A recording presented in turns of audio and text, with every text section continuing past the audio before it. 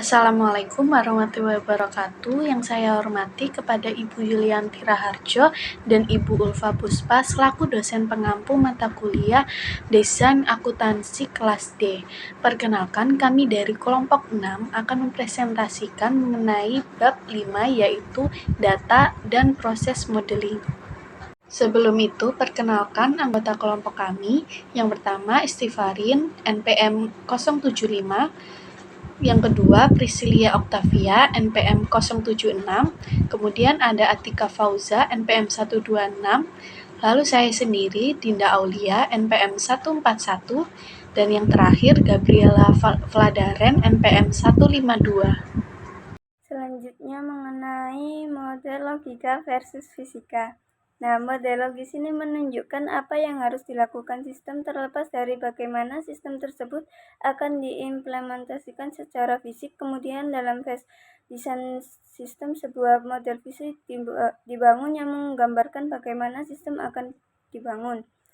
Nah, untuk memahami bagaimana tugas yang ada saat ini dijalankan dalam sistem yang ada, operasi fisik sistem yang ada dipelajari sebelum model logis. Banyak analis sistem membuat model fisik sistem yang ada, lalu mengembangkan model logis sistem yang ada sebelum mengerjakan model logis sistem yang baru. Nah, langkah tambahan ini memungkinkan mereka untuk lebih memahami sistem yang ada.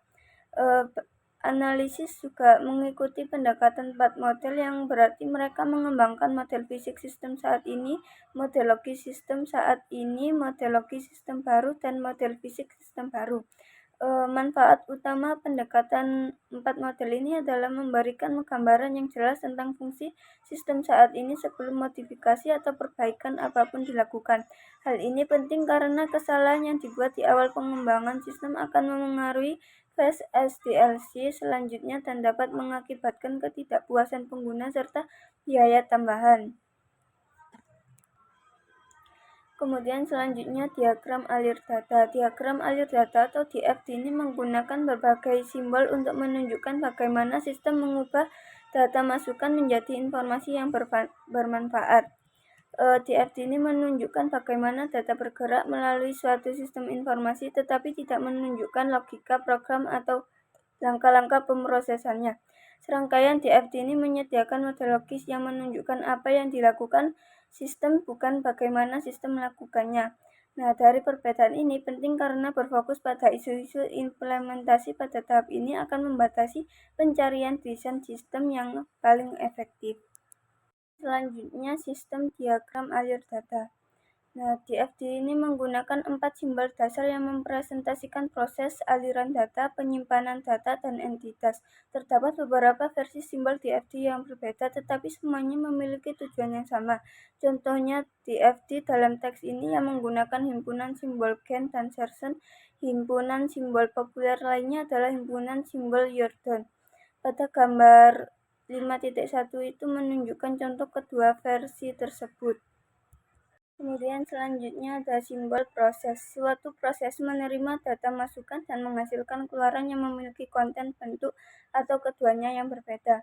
Nah, dalam simbol untuk suatu proses ini adalah persegi panjang dengan sudut membulat. Nama proses muncul di dalam persegi panjang tersebut, yaitu nama proses mengidentifikasi fungsi tertentu dan terdiri dari kata kerja, kata sifat jika perlu, yang diikuti oleh kata benda tunggal.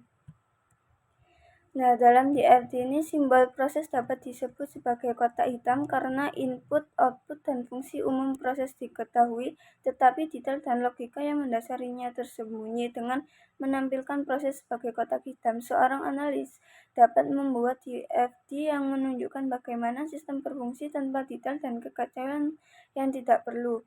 Ketika analis ingin menunjukkan tingkat detail tambahan, ia dapat memperbesar simbol proses dan membuat DFD yang lebih mendalam yang menunjukkan cara kerja internal proses yang mungkin mengungkap lebih banyak proses sebagai alur data dan penyimpanan data. Dengan cara ini, sistem informasi dapat dimodelkan sebagai serangkaian gambar yang semakin detail. Kemudian ada simbol aliran data. Alur data adalah jalur perpindahan data dari satu bagian sistem informasi ke bagian lainnya. Alur data ini dalam DFT mempresentasikan satu atau lebih item data. Nah, alur data ini dapat terdiri dari satu item data seperti nomor induk mahasiswa atau dapat mencakup sekumpulan data seperti daftar kelas dengan nomor induk mahasiswa, nama, dan tanggal registrasi untuk kelas tertentu. Simbol untuk aliran data ini adalah garis dengan satu atau dua panah. Nama aliran data muncul di atas, di bawah, atau di samping garis. Nama aliran data terdiri dari kata benda tunggal dan kata sifat jika diperlukan. Nah, pada gambar 5.3 ini menunjukkan contoh koneksi aliran data dan simbol proses yang benar. Karena suatu proses mengubah isi atau bentuk data, setidaknya satu aliran data harus masuk dan satu aliran data harus keluar dari setiap simbol proses seperti yang terjadi pada proses buat waktu. Sebab sebuah simbol proses dapat memiliki lebih dari satu aliran data keluar seperti yang ditunjukkan pada proses nilai pekerjaan siswa atau lebih dari satu aliran data masuk seperti yang ditunjukkan pada proses hitung gaji kotor. Selanjutnya mengenai simbol penyimpanan data. Penyimpanan data ini digunakan dalam DFT untuk mempresentasikan data yang disimpan sistem karena satu atau lebih proses perlu menggunakan data tersebut di lain waktu. Nah, dalam DFT ini simbol Gantt dan Sisson untuk penyimpanan data adalah persegi panjang datar yang terbuka di sisi kanan dan tertutup di sisi kiri. Nama penyimpanan data muncul di antara baris dan mengidentifikasi data yang dikandungnya. Nama penyimpanan data adalah nama jamak yang terdiri dari kata benda dan kata sifat. Nah, pada gambar sebelah kiri di atas ini menunjukkan contoh kombinasi simbol aliran data dan proses yang salah. Kemudian sedangkan pada gambar sebelah kanan yang di atas itu mengilustrasikan contoh umum penyimpanan data karena penyimpanan data ini merupakan penyimpanan data untuk digunakan oleh proses lain di masa mendatang. Dalam setiap kasus, penyimpanan data tersebut memiliki setidaknya satu aliran data masuk dan satu aliran data keluar dan terhubung ke simbol proses dengan aliran data tersebut. Dan yang gambar terakhir yang di bawah sebelah kanan itu menunjukkan contoh pertama dari dua penyimpanan data terhubung secara tidak benar karena tidak ada proses di antara keduanya. Selanjutnya kita akan membahas simbol entitas. Nah, simbol untuk suatu entitas itu dilambangkan dengan persegi panjang. Di situ dia seperti tampak ada dimensi atau arsiran hitam di belakangnya. Nah, kemudian DFT itu hanya menunjukkan entitas eksternal yang menyediakan data ke sistem atau menerima keluaran dari sistem. DFT menunjukkan batasan sistem dan bagaimana sistem itu berinteraksi atau bekerja. Entitas DFT juga disebut terminator karena mereka merupakan asal data atau tujuan akhir. Analisis sistem menyebut entitas yang memasuk data ke sistem sebagai sumber dan entitas yang menerima data dari sistem sebagai penerima. Nama entitas adalah bentuk tunggal dari departemen organisasi eksternal, sistem informasi lain, atau seseorang. Entitas eksternal dapat berubah sumber atau penerima, atau keduanya. Tetapi setiap entitas itu harus terhubung ke satu proses yang sama melalui aliran data. Nah, di sini ada gambar di mana ada dua gambar. Yang pertama ada correct atau bagian yang benar dan incorrect adalah bagian yang salah. Kita akan bahas yang correct dulu. Di mana entitas eksternal di situ ada kotak 3. Isinya itu ada customer, bank, dan employee. Itu selalu terhubung ke proses atau bisa dilihat di situ proses ini dilambangkan dengan persegi panjang yang ujung-ujungnya itu melengkung. Kemudian di sini contohnya itu customer melakukan pembayaran. Kemudian ada apply payment. Itu adalah suatu proses dari pembayaran. Kemudian ada bank. Bank ini menyiapkan deposit. Nah, penyiapan deposit ini itu termasuk proses. Kemudian ada employee atau perusahaan. melakukan verified time card, kemudian membuat cek pembayaran. Jadi alur data dari atau ke entitas eksternal itu harus melewati proses terlebih dahulu, tidak langsung ke data penyimpanan atau entitas eksternal lainnya. Kemudian ada incorrect. Di sini entitas eksternal langsung dihubungkan ke data store atau penyimpanan yang dilambangkan dengan persegi panjang terbuka. Nah, di sini contoh kesalahannya itu ada customer itu langsung terhubung ke akun piutang yang dimana disimpan langsung ke akun piutang. Padahal itu harus melalui beberapa proses terlebih dahulu, seperti melakukan invoice dan lain-lainnya. Disiapkan datanya dulu, tidak bisa langsung dimasukkan ke dalam akun piutang karena tidak ada proses yang dijelaskan dalam di FD ini. Lalu bank itu langsung terhubung ke daily payment atau penyimpanan, kemudian payroll department langsung memberikan paycheck ke employee. Ini termasuk dua entitas eksternal yang saling berhubungan tanpa adanya suatu proses.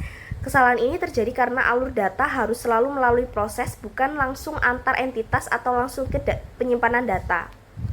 Jadi kalau yang correct atau benar itu prosesnya atau alurnya itu dari entitas eksternal harus melalui proses terlebih dahulu baru ke penyimpanan data atau ke entitas yang lainnya. Nah, yang salah itu entitas eksternal langsung ke data penyimpanan data atau langsung ke eksternal lainnya secara langsung tanpa melalui suatu proses. Selanjutnya di sini ada menggunakan simbol DFD, di mana simbol yang saya jelaskan di slide sebelumnya ada persegi panjang dengan ujung yang melengkung itu melambangkan proses. Nah, di sini proses itu benar. Kemudian ada gambar proses dan entitas yang dilambangkan dengan persegi panjang di mana ada dimensi di belakangnya. Nah, itu jika proses ke entitas eksternal atau entitas eksternal ke proses itu berarti alurnya benar. Kemudian dari proses ke penyimpanan data itu benar, atau penyimpanan data ke proses itu alurnya benar. Lalu di sini ada entitas eksternal ke entitas eksternal itu salah karena tidak melalui proses terlebih dahulu. Kemudian entitas eksternal ke penyimpanan data atau penyimpanan data ke entitas eksternal itu salah. Lalu ke penyimpanan data itu salah karena harus melalui proses terlebih dahulu. Selanjutnya ada menggambar diagram aliran data. Di sini pedoman yang diikuti dalam menggambar DFD adalah yang pertama menggambar diagram konteks agar muat pada satu halaman. Kemudian yang kedua menggunakan nama sistem informasi sebagai nama proses dalam diagram konteks.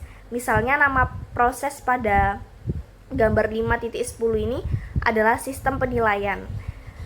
Lalu yang ketiga menggunakan nama unik dalam tiap rangkaian simbol.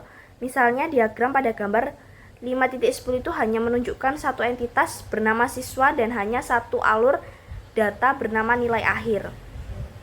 Lalu yang keempat, membatasi jumlah simbol dalam tiap DFD maksimal 9 per diagram.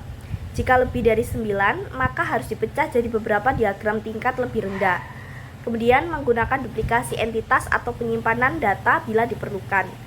Lalu menandai duplikasi dengan notasi khusus, misalnya dengan tanda bintang atau tanda petik agar tidak membingungkan. Lalu yang kelima, memberikan nama dan nomor referensi unik untuk tiap proses. Misalnya diagram konteks sama dengan proses 0, gambaran sistem secara keseluruhan. Kemudian ada DFD level berikutnya sama dengan diagram 0, menampilkan data tambahan.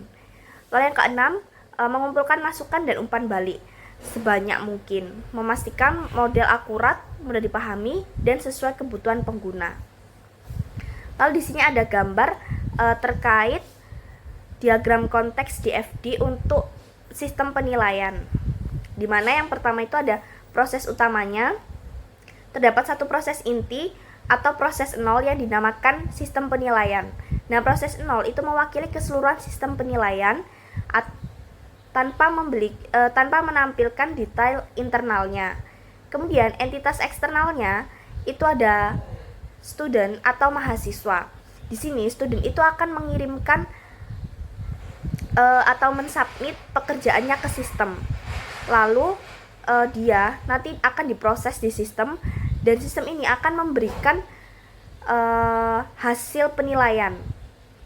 Kemudian entitas yang kedua ada instruktur atau dosen. Di sini itu memberikan penilaian melalui sistem dengan memberikan grading parameter atau aturan atau kriteria penilaian. Kemudian setelah diinput ke sistem dan mahasiswanya ini melakukan submit tugas, lalu diproses sistem dan mendapatkan hasil. Nah, nanti hasil nilainya itu akan dikirimkan ke dosen, sehingga dosen ini menerima laporan nilai dari sistem. Kemudian ada student record system atau sistem recap nilai mahasiswa. Di situ mengirimkan class roster atau daftar mahasiswa ke sistem. Kemudian setelah diproses, di situ dari semua mahasiswa yang melakukan submit dan sudah diproses dan menghasilkan nilai, nantinya akan dikirim balik ke student record system sebagai final grade dari sistem.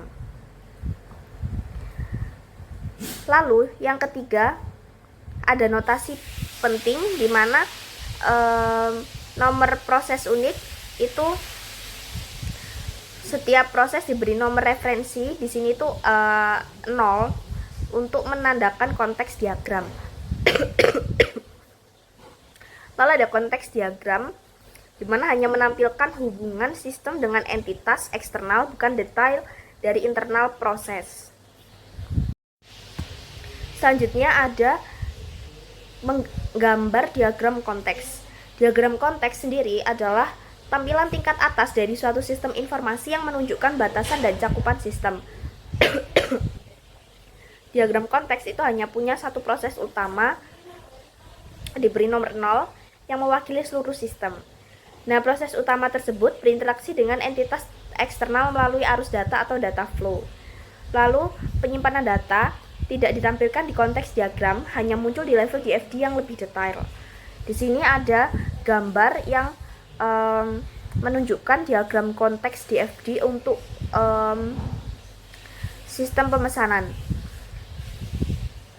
Nah, di sini proses utamanya berada di tengah, kemudian entitas eksternal berhubungan dengan sistem, ada customer.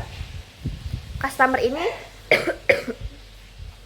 mengirimkan order dan melakukan pembayaran, kemudian menerima invoice dan order reject notice. Kemudian ada warehouse, itu dia menerima packing list, mengirimkan dan mengirim completed order. Lalu ada sales rep, itu menerima commission. Lalu ada bank ini menerima bank deposit.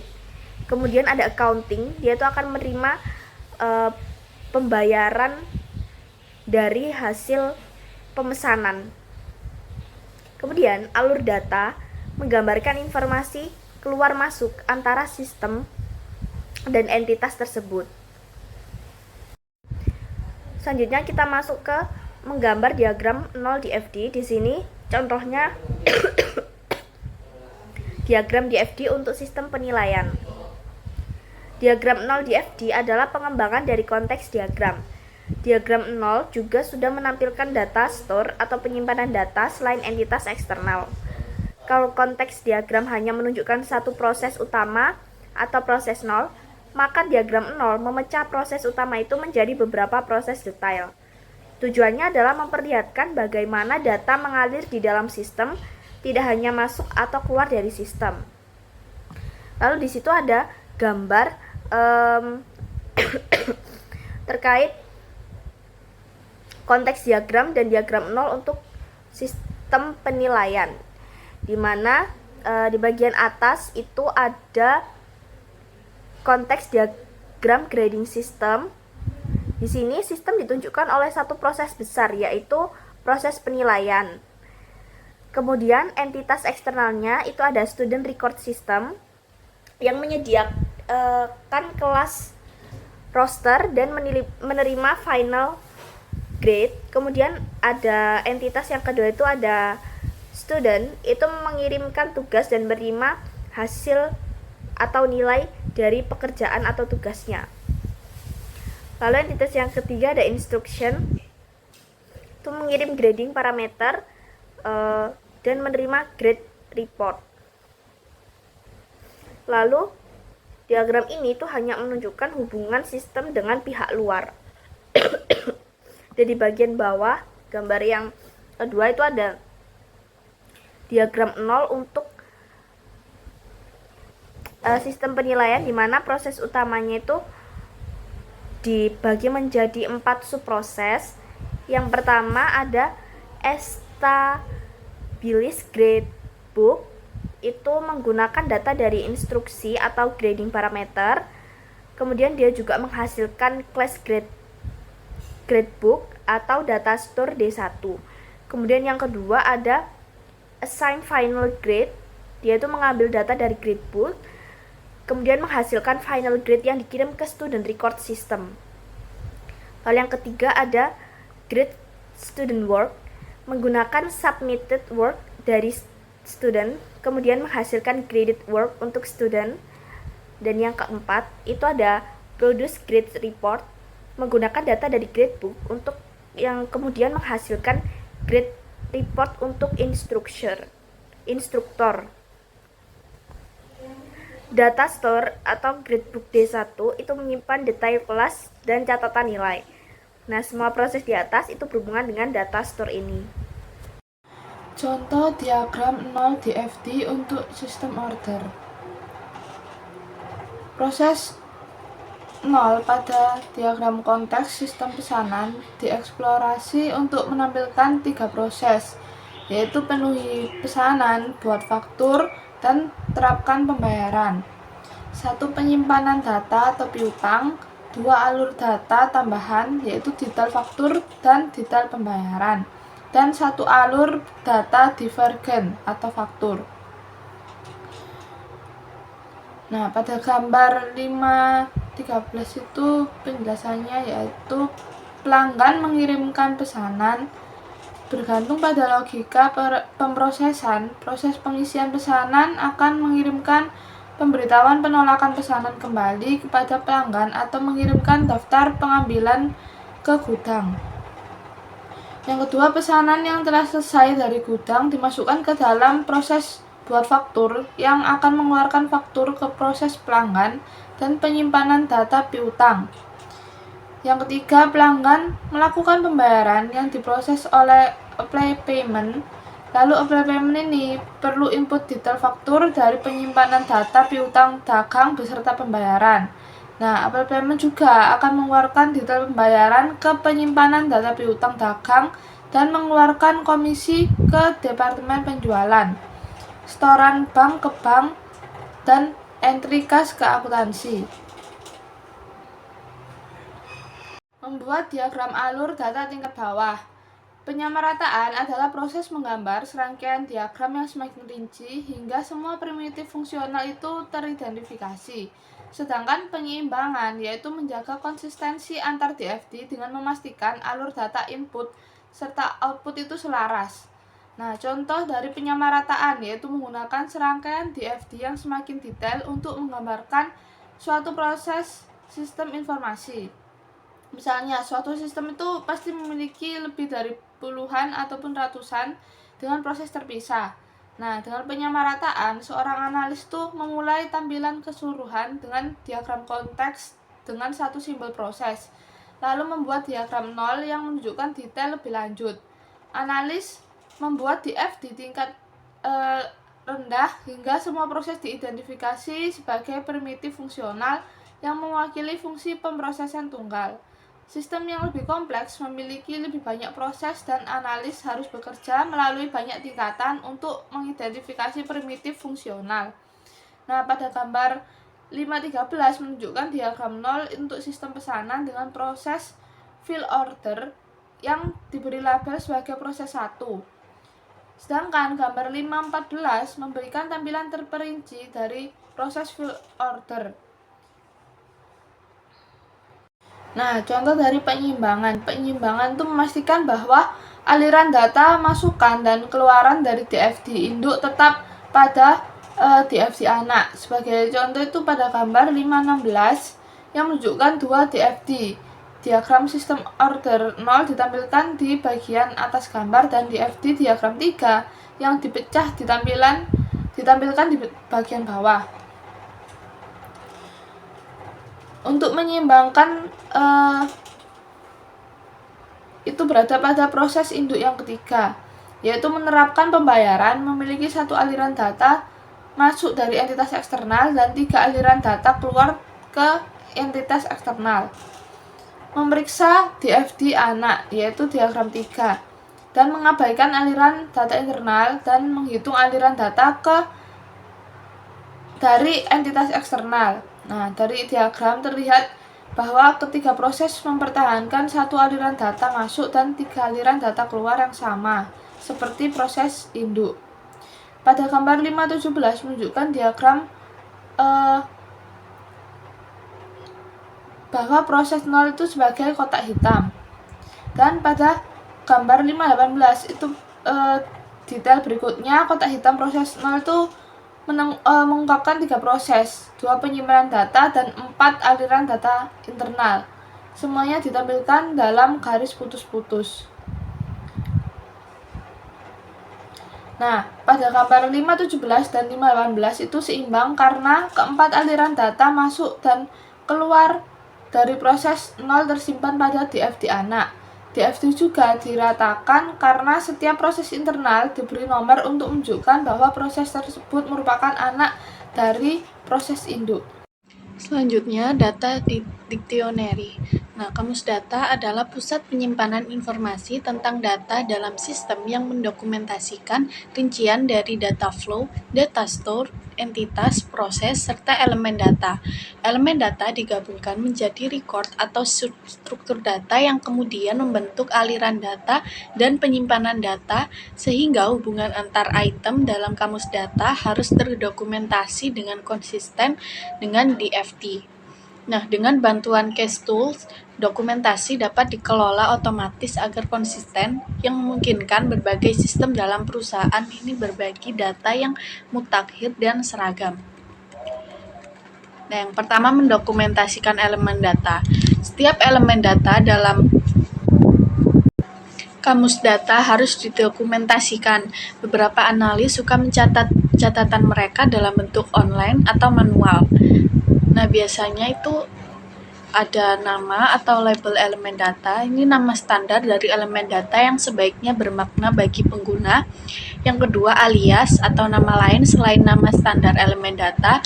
Nama alternatif ini disebut alias. Nah, tipe dan range.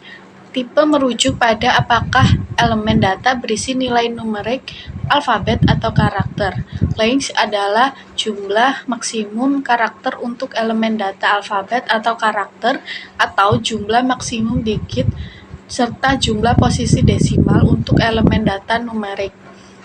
Yang keempat, default value, yaitu nilai bawaan adalah nilai elemen data jika tidak dimasukkan nilai lain. Selanjutnya, nilai yang dapat diterima. Nilai ini dapat berupa daftar khusus, referensi dalam tabel, atau pilihan dari rentang nilai tertentu. Yang keenam, sumber. Sumber bisa berupa formulir tertentu, departemen, atau organisasi luar, sistem informasi lain, ataupun hasil perhitungan. Yang ketujuh, keamanan. Misalnya, hanya manajer kredit yang berwenang mengubah batas kredit, sementara staf penjualan itu hanya diizinkan untuk mengakses data dalam mode baca saja.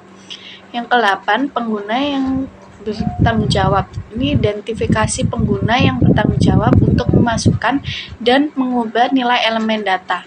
Yang terakhir, deskripsi atau catatan. Jadi bagian dokumentasi ini memungkinkan pencatatan keterangan tambahan. Nah, selanjutnya mendokumentasikan aliran data. Selain mendokumentasikan setiap elemen data, semua aliran data dalam kamus data juga harus didokumentasikan. Meskipun istilah bisa bervariasi, atribut umum yang biasanya dicatat adalah sebagai berikut. Yang pertama ada nama atau label aliran data, kemudian deskripsi, nama alternatif, kemudian origin atau asal. Jadi ini titik awal atau sumber aliran data pada DFD. Asal dapat berupa proses, data store, atau entitas. Nah, yang selanjutnya tujuan atau destination, yaitu titik akhir aliran data pada DFD. Tujuan ini dapat berupa proses, data store, atau entitas. Yang keenam, record. Jadi setiap aliran data merepresentasikan kelompok elemen data terkait yang disebut record atau struktur data. Yang terakhir, volume dan frekuensi ini menjelaskan jumlah kejadian yang diharapkan untuk aliran data per satuan waktu. Selanjutnya mendokumentasikan penyimpanan data. Jadi setiap data store pada DFD dalam kamus data ini harus didokumentasikan. Karakteristik umum dari sebuah data store ini yaitu ada nama atau label data store, deskripsi, nama alternatif. Yang pertama ini data store ini memiliki nama alternatif atau alias. Yang kedua, atribut atau nama standar DFD yang masuk atau keluar dari data store. Untuk konsistensi, nama data flow ini harus distandarisasi di seluruh kamus data. Yang terakhir, volume dan frekuensi, jadi menjelaskan perkiraan jumlah record dalam data store serta seberapa sering data tersebut diperbarui. Penting untuk mendokumentasikan perkiraan ini karena akan mempengaruhi keputusan desain pada fase-fase SDLC berikutnya. Selanjutnya, mendokumentasikan proses. Jadi, dokumentasi ini mencakup deskripsi karakteristik suatu proses dan untuk fungsional primitif terdapat deskripsi proses yaitu model yang mendokumentasikan langkah-langkah pemrosesan serta logika bisnis. Nah, karakteristik umumnya itu ada pastinya nama atau label proses, deskripsi, kemudian yang pertama nama proses, ini nomor referensi yang mengidentifikasi proses serta menunjukkan hubungan di antara berbagai tingkat dalam sistem. Nah, nomor proses ini mengidentifikasikan proses ini. Setiap subproses diberi nomor 1.1, 1.2, 1.3, dan seterusnya. Yang terakhir, deskripsi proses. Bagian ini mencakup aliran data masuk atau input dan keluar atau output. Aliran data ini akan dijelaskan secara spesifik di bagian lain dalam kamus data.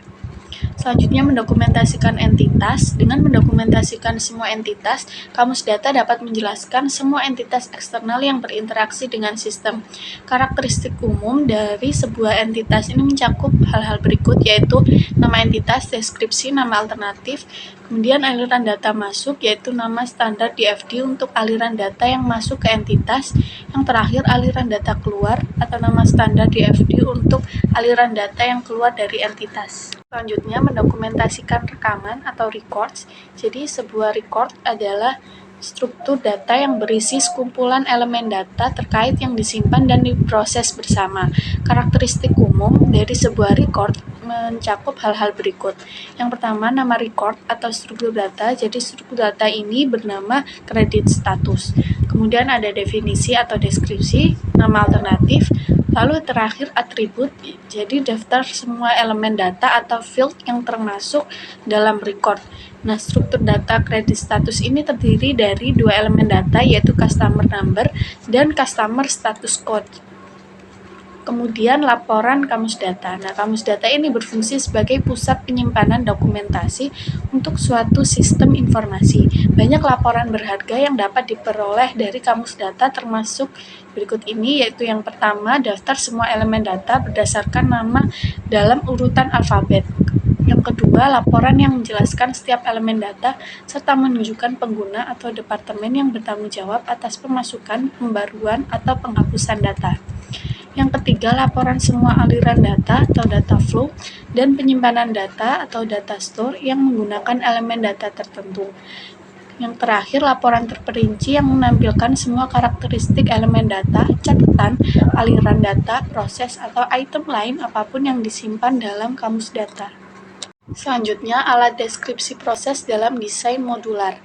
Nah, yang pertama, deskripsi proses dalam pengembangan object oriented atau OO. Analisis berorientasi objek ini menggabungkan data dan proses yang bekerja pada data tersebut ke dalam sesuatu yang disebut objek, dan objek-objek yang serupa dapat dikelompokkan bersama ke dalam kelas. Nah, proses dalam object-oriented ini disebut metode. Meskipun para pemrogram object-oriented ini menggunakan istilah yang berbeda, mereka menciptakan jenis struktur pemrograman modular yang sama. Hanya saja proses atau metode disimpan di dalam objek, bukan sebagai komponen yang terpisah. Selanjutnya, desain modular. Jadi sebuah persegi panjang ini merepresentasikan sebuah langkah atau proses. Kemudian bentuk berlian itu merepresentasikan suatu kondisi atau keputusan, dan logika ini mengikuti garis sesuai arah yang ditunjukkan oleh panah. Yang pertama, sequence atau urutan. Jadi penyelesaian langkah-langkah dalam urutan itu berurutan satu demi satu.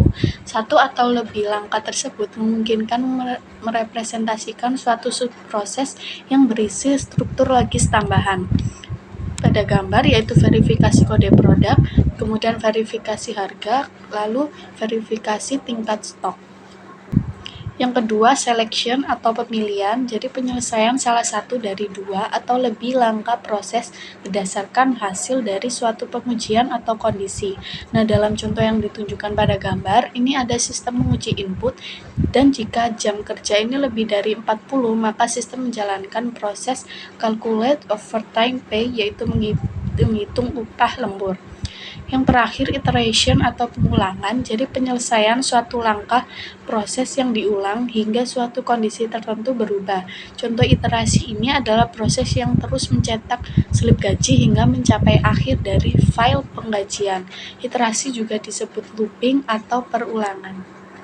Materi selanjutnya yaitu Structure English, yang dimana Structure English itu merupakan subset dari Standard English yang menggambarkan proses logis dengan jelas dan akurat.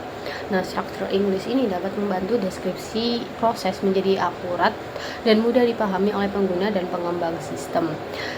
Nah, dalam menggunakan Structure English ini terdapat pedoman-pedoman yang harus dilakukan. Yang pertama yaitu menggunakan hanya 3 elemen dasar, yaitu urutan, seleksi, dan iterasi. Yang kedua, menggunakan indentansi untuk meningkatkan keterbacaan. Dan yang ketiga, menggunakan kosakata terbatas, termasuk istilah standar yang digunakan dalam kamus data dan kata-kata spesifik yang menggambarkan aturan pemrosesan. Nah, di figur 527 ini contoh dari Structure English Verify Order. Nah, Structure English-nya itu ada di kotak proses deskripsinya, di mana berisi input data flow dan output data flow, dan ada kalau semisal customer-nya berstatus kode yes dan produk detailnya oke, maka outputnya itu antara di ordernya di accept atau di reject. Materi selanjutnya yaitu decision table. Jadi decision table itu merupakan struktur logis yang menampilkan setiap kombinasi kondisi dan hasil. Analis sering menggunakan tabel keputusan untuk menggambarkan suatu proses dan memastikan bahwa mereka telah mempertimbangkan semua situasi yang mungkin. Tools yang bisa digunakan yaitu Microsoft PowerPoint, Word, atau Excel. Nah, decision tables ini ada beberapa jenis. Yang pertama ada tabel dengan satu syarat. Nah, ini jika suatu proses memiliki satu kondisi, hanya ada 2 kemungkinan, ya atau tidak. Entah kondisi tersebut ada atau tidak, jadi hanya ada 2 aturan. Misalnya, untuk memicu perhitungan lembur karyawan, maka kondisi prosesnya mungkin pertanyaannya apakah jam kerja lebih dari 40. Nah, jika ya, maka perhitungan dilakukan. Namun jika tidak, maka tidak ada perhitungan.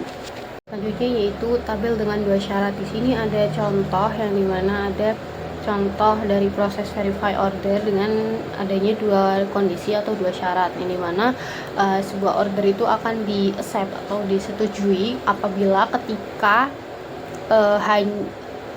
si produk itu ada stoknya ada, dan status kredit customernya itu oke. Nah, kondisi yang kedua, syarat yang kedua yaitu seluruh order yang lain itu akan di reject. Nah, di sini ada 4 langkah, yang dimana pertama yaitu menempatkan nama proses di bagian atas kiri sebagai judul. bisa dilihat di figur 529. Itu yang pertama itu judulnya verify order process, yang kedua yaitu masukkan kondisi di bawah judul dengan satu kondisi per baris untuk mewakili status pelanggan dan ketersediaan produk. Yang ketiga yaitu memasukkan semua kombinasi potensial yes or no untuk kondisi tersebut. Jadi setiap kolom mewakili kemungkinan bernomor yang disebut aturan. Jadi sini itu ada nomor 1 ini merupakan aturan 1, aturan 2, aturan 3, dan aturan 4, yang dimana aturan 1 itu kredit statusnya yes, product in stocknya yes, maka accept order, maka di accept ordernya. Nah, kalau aturan kedua kredit status yes, produknya no, maka di reject ordernya, seperti itu. Yang nomor 4 ini menempatkan tanda X di area entry tindakan untuk setiap aturan untuk menunjukkan apakah pesanan akan diterima atau ditolak. Selanjutnya yaitu ada tabel dengan 3 syarat. Nah, ini ada contoh verify order juga. Yang di slide sebelumnya kan 2 syarat. Nah, sekarang ada 3 syarat. Ada ketambahan syarat atau kondisi di mana manajer itu memiliki otoritas untuk mengabaikan persyaratan status kredit dari customer itu. Jadi langkah berikutnya itu sangat penting, terlepas dari jumlah kondisi. Jadi setiap kolom bernomor atau aturan itu mewakili kumpulan kondisi yang berbeda. Nah, logika harus dianalisis dengan cermat dan hasil untuk setiap aturan harus ditujukan. Jadi di sini aturan yang pertama di figur 531, aturan yang pertama credit status yes, product in stocknya yes, waiver from credit manajernya yes, maka ordernya akan di accept. Aturan yang kedua yaitu credit status yes, product in stocknya yes, waiver from creditnya no, itu hasilnya akan tetap di accept ordernya, dan seterusnya. Seperti itu cara membaca tabel 3 syarat tersebut. Nah, setelah seluruh hasilnya itu ditentukan pada slide sebelumnya itu, maka langkah berikutnya yaitu menyederhanakan tabel. Untuk menyederhanakan tabel, nah untuk menyederhanakan tabel ini terdapat beberapa langkah. Yang pertama, studi setiap kombinasi kondisi dan hasil. Ketika ada aturan dengan 3 kondisi, hanya 1 atau 2 diantaranya yang memungkinkan mengontrol hasil dan kondisi lainnya tidak relevan. Yang kedua, jika ada kondisi yang tidak mempengaruhi hasil, maka diberikan tanda dengan garis strip seperti yang ditujukan pada tabel pertama yang di atas ini, di gambar 5 figur 532 yang di atas ini, yang dimana pada aturan 1-2 ini waiver from credit manajernya itu tidak mempengaruhi hasil, maka diberikan tanda strip. Lalu yang ketiga, menggabungkan dan menomorkan ulang aturan seperti yang ditujukan pada tabel yang kedua di figur 532, yang dimana kan yang di awal, yang di atas ini kan di aturan nomor 3478 ini kan memiliki kondisi atau syarat yang sama, yang dimana product is in stocknya itu no, keempat aturannya no, maka langsung aja digabungkan menjadi yang di tabel kedua ini dengan nomor aturan 4. Nah, yang ada lagi kondisi yang sama yaitu di aturan 1 dan 2 yang dimana credit status yes dan product is in stocknya yes. Jadi digabungkan menjadi aturan nomor 1 di tabel kedua. Sisanya tetap sama. Namun yang awalnya aturan nomor 5 di tabel kedua menjadi aturan nomor 2. Yang keenam, aturan nomor 6, maka tabel kedua menjadi aturan nomor 3. Selanjutnya yaitu multiple outcomes. Jadi tabel keputusan itu dapat memiliki lebih dari 2 hasil yang memungkinkan. Nah, yang tadi kan memiliki dalam satu aturan itu ada satu hasil. Nah, kalau yang multiple outcomes ini ada lebih dari dua atau lebih hasil yang memungkinkan. Ini ada contoh, ada sales promotion policy yang dimana syaratnya atau kondisinya yang pertama adalah pelanggan prioritas itu yang melakukan order $1.000 atau lebih akan mendapatkan 5% diskon dan diskon tambahan 5% ketika memakai atau menggunakan kartu kredit perusahaan. Kondisi yang kedua, pelanggan prioritas yang tidak melakukan order $1.000 atau lebih itu akan mendapatkan bonus kupon sebesar $25, dan customer yang bukan prioritas itu akan mendapatkan $5 bonus kupon. Sehingga menjadilah hasil aturan yang pertama yaitu ketika merupakan preferred customer, ordernya $1.000 atau lebih, dan menggunakan kartu kredit perusahaan, maka mendapatkan dua hasil. Yang di aturan pertama itu mendapatkan 5% diskon dan mendapatkan additional 5% diskon. Aturan yang kedua, ketika customernya merupakan customer prioritas lalu melakukan order $1.000 atau lebih namun tidak menggunakan kartu kredit perusahaan, maka akan mendapatkan 5% diskon saja, dan selanjutnya cara membacanya seperti itu. Untuk yang figure 535 ini sebenarnya sama kayak yang sebelum slide sebelumnya, yang dimana kalau misal tidak mempengaruhi maka diberikan tanda strip-strip saja. Namun hasilnya tetap sama seperti yang di figure 5.3. Nah, setelah menganalisis kondisi dan hasilnya, maka terdapat jelas aturan-aturannya. Yang pertama yaitu dalam aturan pertama itu ketika kondisi terpenuhi maka mendapatkan kedua diskon 5% yang berlaku. Jadi mendapatkan 5% diskon dan mendapatkan tambahan 5% diskon. Nah, dalam aturan yang kedua, pelanggan prioritas memesan 1.000 atau lebih tetapi tidak menggunakan kartu kredit perusahaan sehingga hanya diskon 5% saja. Aturan ketiga dan 4 dapat digabungkan menjadi satu aturan karena ini sama.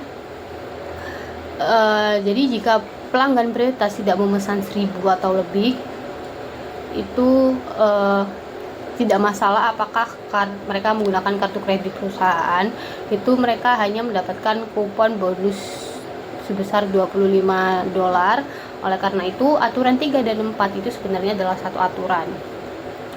Jadi meskipun mereka menggunakan atau tidak, itu mereka akan tetap mendapatkan $25 bonus kupon. Lalu aturan 5678 itu juga dapat digabungkan menjadi satu aturan karena jika seseorang bukan pelanggan prioritas maka dia hanya mendapatkan kupon bonus $5 dan kondisi lain itu tidak relevan juga bisa. Yang terakhir yaitu decision trees, yang dimana decision trees ini representasi grafis dari kondisi, tindakan, dan aturan yang terdapat dalam tabel keputusan. Nah, decision trees ini menampilkan struktur logika dalam bentuk horizontal yang menyerupai pohon dengan akar di sebelah kiri dan cabang-cabang di sebelah kanan. Decision tree itu dibaca dari kiri ke kanan dengan kondisi di sepanjang cabang-cabang dan tindakan di sisi kanan. Jadi ini ada contohnya, yaitu seperti yang tadi, contoh yang tadi, namun ini itu dalam bentuk decision tree. Jadi apakah seorang customer itu pelanggan prioritas? Nah, apabila tidak, maka hanya mendapatkan $5 bonus kupon. Apabila iya, ada pertanyaan lagi, apakah si pelanggan prioritas itu melakukan order $1.000 atau lebih? Kalau jawabannya tidak, maka hanya mendapatkan $25 bonus kupon. Nah, apabila jawabannya iya, ada pertanyaan tambahan lagi, apakah menggunakan kartu kredit perusahaan? Apabila jawabannya tidak, maka hanya mendapatkan 5% diskon. Apabila iya, maka mendapatkan 5% diskon dan tambahan 5% diskon. Sekian presentasi dari kelompok kami. Untuk salah katanya mohon maaf. Terima kasih. Wassalamualaikum warahmatullahi wabarakatuh.